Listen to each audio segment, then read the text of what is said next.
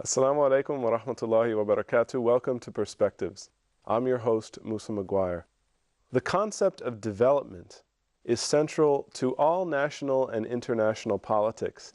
It is also an all-encompassing concept which includes many different areas from economics to politics to even culture, education, and health. This is something that impacts all of our lives, whether we know it or not, and so it's something that we wanted to give some attention to here on Perspectives, and alhamdulillah, our guest today is Dr. Abdulaziz Shadi, an associate professor at Cairo University. Assalamu alaikum. Alaikum assalam wa barakatuh. Peace upon you. We're glad to welcome you here to talk about this subject. Dr. Abdulaziz Shadi is also the director of the Program of Terrorism Study and Research at the Cairo University. But let's get into this issue of development. This is a concept which has had a lot of currency through international relations, particularly in the 20th century. The idea that all societies needed to develop a certain technological, economic, social level, the establishment of standards to achieve this, the establishment of programs.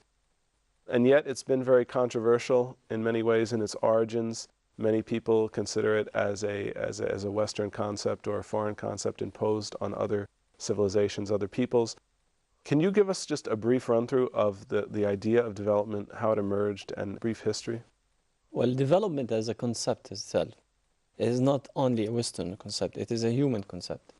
And in the history of the development of that concept, each society and each civilization contributes in a certain way according to its specific culture and specific political, economic structure. So at the beginning, development was looked upon in a material way, that human beings needs to develop certain tools in order to overcome the challenges that are faced by them and by others as well. So it was looked upon as a material concept. So the human beings and individuals invented certain tools in order to eat, in order to dig the soil.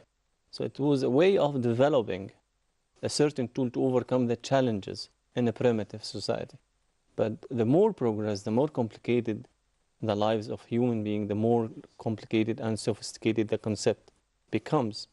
So in Islamic culture, development was not confined only to material needs, but also it extends beyond that to moral and religious, spiritual needs as well. So it was a sort of combination between material dimensions of life as well as spiritual materials of life.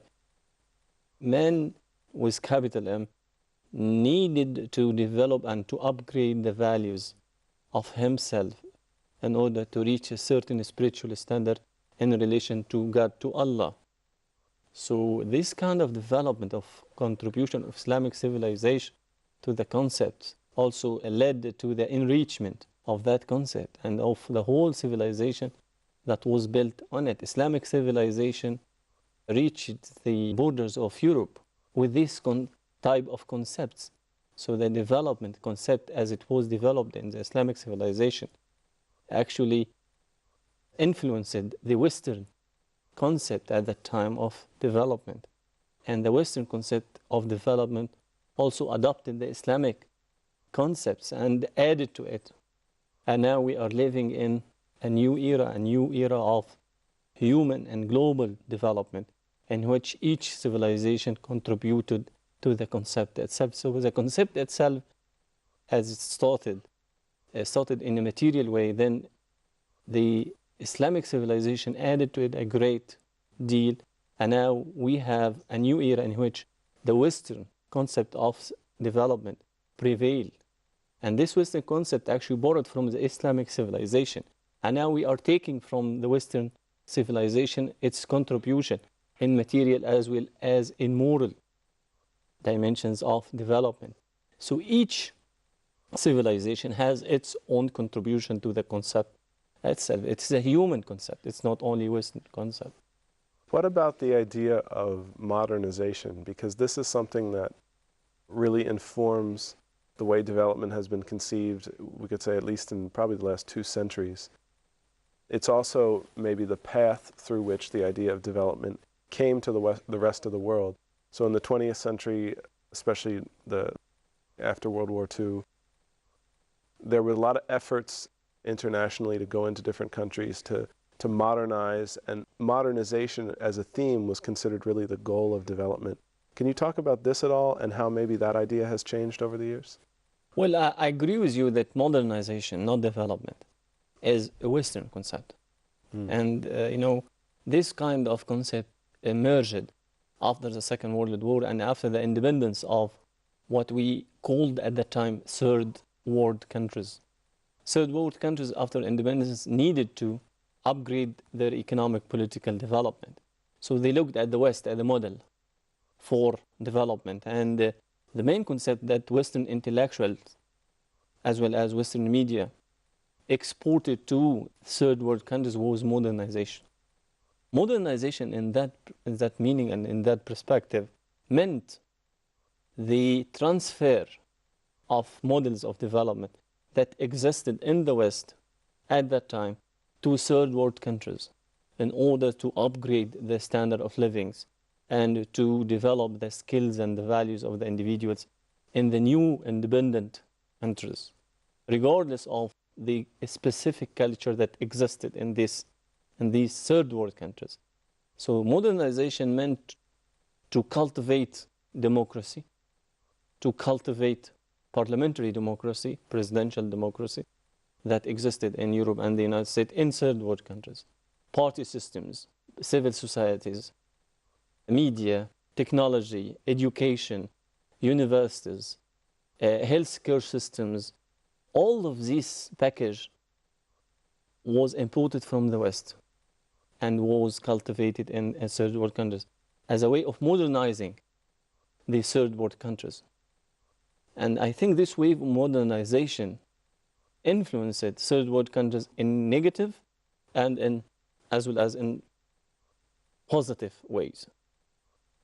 We learned it in institutions. Myself, I learned it in institutions in the West. I visited the US, I visited the Netherlands, and I was educated in Western institutions. Then I came back to my countries in order to transfer this knowledge to our societies. And I think we learned a lot from the Western civilization, from the way they are thinking, from the rational way of thinking. But modernization in the West was linked to other concepts as well, such as secularism, such as equality between men and women in a certain way. About the role, also it was linked to the role of women in a specific way. When they were imported in our countries and in our culture, we did benefit from it a lot. But at the same time, we have developed our own concepts and our own modernization. So this kind of interchange and interaction between modernization and our specific models of development enriched our life a lot. But at the same time, we looked at it in a critical way. And now we live in an era in which we rethink modernization. We rethink about modernization in a different way. We are living now in an era of postmodernization. And even we are now in the era of globalization, which is an advanced stage of modernization. And globalization in this sense might mean Americanization, might mean Europeanization. It meant we have different models of development. And it is our right to choose among these models and to even produce our own model of modernization. Well, I want to talk more later about how some of these new, especially with reference to the Islamic world, how some of these new models of development have come about and how they're implemented. But let's look at the current scene of development, the powerful institutions, or you could say players in development. How much have these institutions, when we're talking about the West, say, how much have they incorporated the critical insights that you say you and others have generated by being on sort of the middle ground between the places where these models were imposed, the places where they came from? You learned from the West, you represented your own culture. Has this critique been heard? Of course, it has been heard in the West in different ways. As you know, the American society, for instance, is an open society. And I think there are a lot of Muslim thinkers in the West and in the United States now who are trying to disseminate this critical point of view about the Islamic perspective of development and of modernization. So in the democratic society like the United States, I think we have a chance to air our own critical point of view about Western modernization and to present and to promote our models of development. So we have also centers now of Islamic think tanks, who are advertising and promoting these models. And I think in the Western media now, there is at least an opportunity for us to disseminate our models. And the issue is not which we are disseminating or promoting our critical point of view about modernization and our models of development. The issue is there a validity, a legitimacy for this critical and for these models of development in our reality or not. We are attracted to the American model of development because it exists on the ground. We are attracted to the European model of development because it exists on the ground. So when you have a model, a theory, without a reality, I think the legitimacy of your call is a little bit suspected. It's not as strong as it should be. So we need to reflect and to be critical, not only to the Western thought about modernization, but also we have to build our own model in order to transfer this theory into reality in our life, so we can be attractive.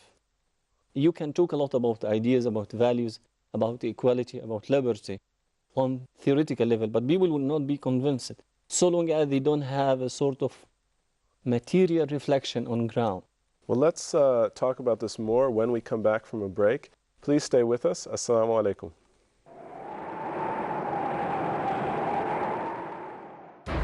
I wanted to share with you some of these ayat of the Quran and some of the ahadith of the Prophet sallallahu alaihi wasallam. Care and affection, guidance and encouragement, dedication and vision, which give us an indication and an instruction, uplifting the horizons of the child in an Islamically sound way, as to how to be good Muslim parents. Muhammad Tim Humble. Welcome to a brand new series, 26 ways to be a good Muslim parent. Imbibe the various qualities of ideal parents essential for their children's upbringing and betterment from 26 ways to be a good Muslim parent. Today at 6 p.m. and repeat telecast at 5:30 a.m. India on Peace TV. A friendly message by Dr. Zakir. Islam prohibits killing of innocent human beings. Every day, innocent human beings are being killed in different parts of the world. Most religions condemn the killing of innocent human beings. But Islam goes a step further and says in the glorious Quran, Surah Al-Ma'idah, chapter number 5, verse number 32, if anyone kills a human being, unless it be for murder or for spreading corruption in the land, it would be as if he has killed the whole of humankind. It does not stop here, but continues. And if anyone saved a single human life, it would be as if he has saved the life of the entire humankind. Remember, please do not kill a single innocent human being, but rather save the whole of humankind by saving human lives. Human life is precious. Peace TV, the solution for humanity.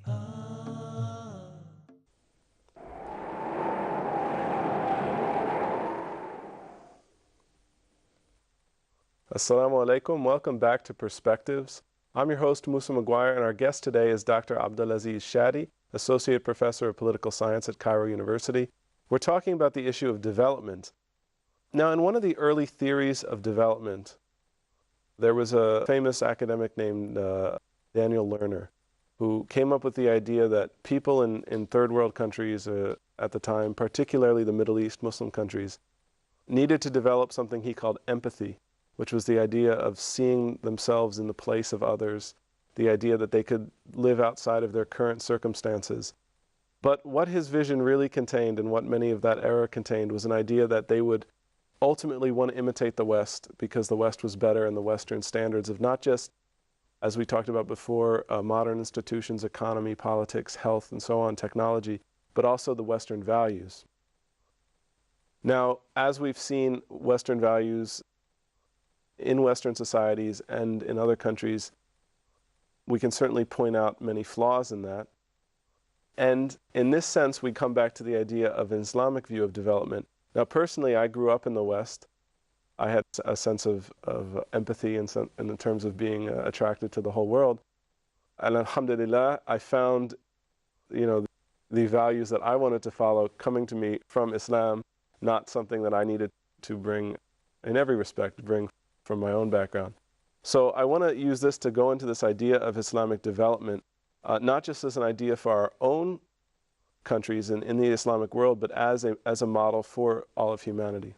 Well, of course, Islamic development is, as a theory and as it took place in the past, reflect a sort of human nature, because actually it focuses on not only the material aspect of development, which is necessary for everyone, but also on the spiritual aspect and the spiritual dimension. And the Islamic political development theories focuses on the integration of both sides, not on the exclusion of one on the expense of the other.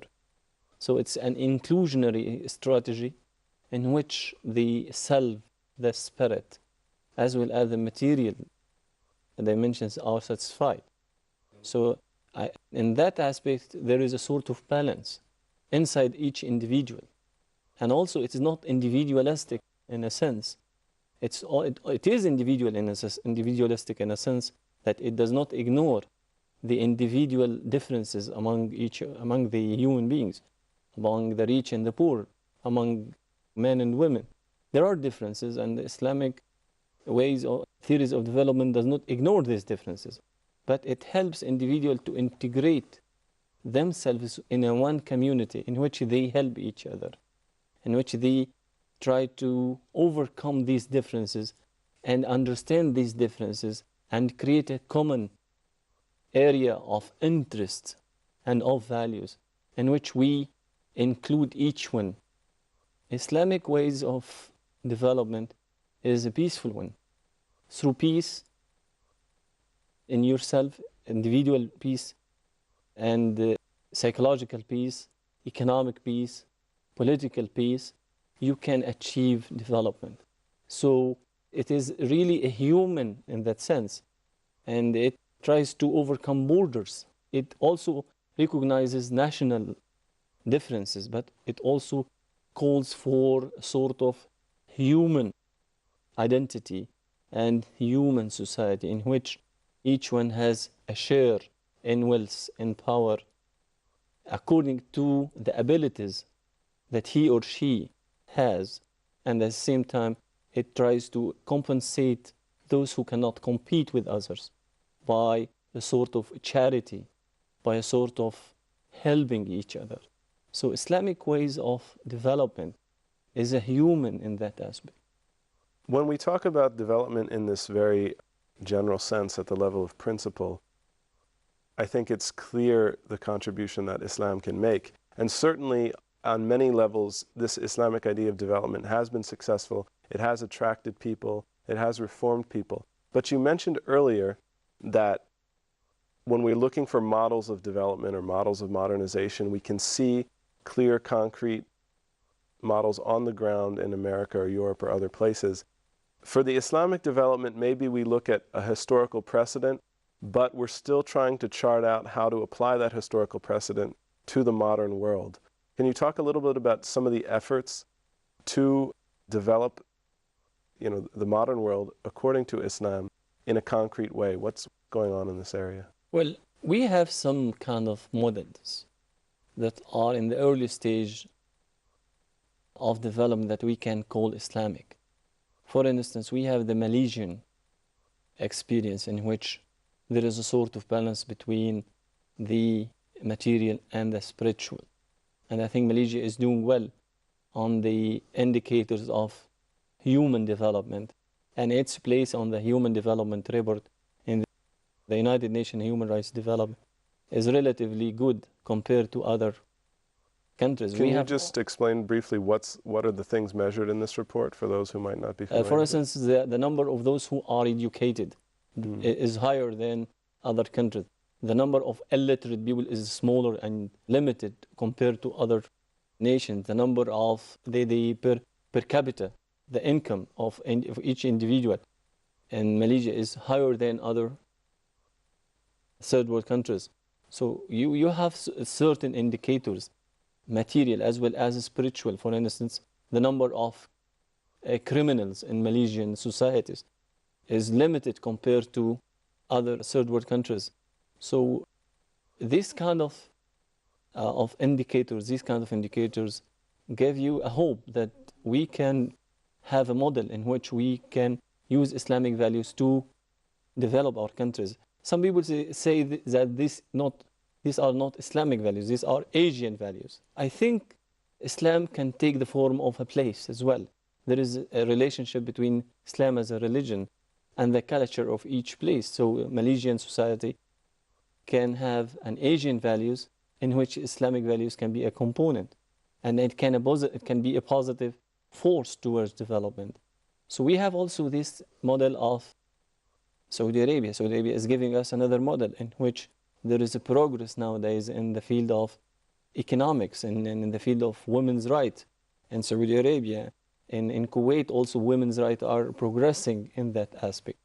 So we are not living in a paradise in the Islamic world, but at least we are trying to move forward by using our values and our resources to overcome the challenges that we are faced with in the contemporary world. We are not in a perfect situation, but we are trying to overcome these challenges by very original and authentic answers. You mentioned the issue of women, and of course this is a major topic in any area of development.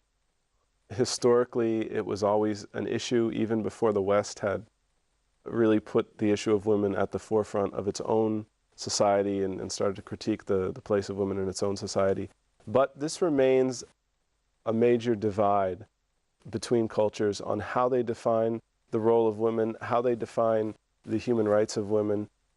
Of course, at a basic level, you can go to the West and you'll find many women saying, I feel so sorry for those Muslim women. Yeah. And you can go to the Muslim world and you'll find the women saying, I feel so sorry for those Western women. So it's an issue of contention, but how is this issue specifically being played out in the Muslim world? How are we trying to define development on our own terms in relation to this issue of women? First of all, we have to put in mind that women's development is an area in which specific cultures show their contributions. So Islam as a religion can be mixed with the culture of different societies to produce a response to the women's issue that might be different from one country to another. And in these differences, the culture of the country itself reflects itself in the interpretation of Islam and then applying Islam to the role of women and the rights of women. So you have different models of women's rights in the Islamic world. And we have, for instance, women in Egypt, for instance, driving cars. And they have the right to work and to go to education. This issue of women is very interesting, and obviously there's a lot of competing values at work. And of course, we as Muslims are trying to do our best to define this on our own terms authentically. So it's definitely worth more discussion. Unfortunately, we're out of time for this episode. We'd like to have you back for another episode if you don't mind. It's a pleasure. To talk more about some of these issues, especially getting into more of the issues of politics. Our guest today has been Dr. Abdulaziz Shadi, professor at Cairo University in political science. I'm your host, Musa Maguire. Please stay tuned to future episodes of Perspectives. Assalamu alaikum wa rahmatullahi wa barakatuh.